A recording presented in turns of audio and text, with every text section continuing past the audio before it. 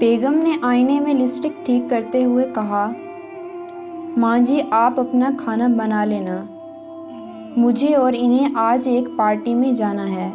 بوڑھی ماں نے کہا، بہو مجھے گیس والا چولہا چلانا نہیں آتا۔ تب بیٹے نے کہا، ماں پاس والے دربار میں آج لنگر ہے، کھانا بنانے کی کوئی ضرورت نہیں، تم وہاں چلی جانا اور کھانا کھا لینا۔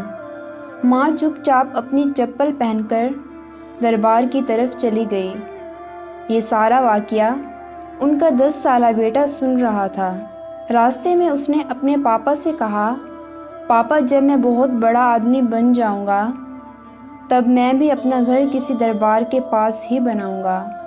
ماں نے اس کی وجہ پوچھی، کیوں بیٹا؟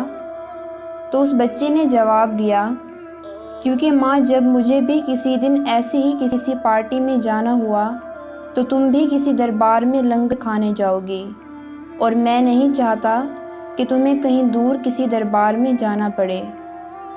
بچے کے جواب کو سن کر اس کے ماں باپ کا سر شرم سے نیچے جھک گیا۔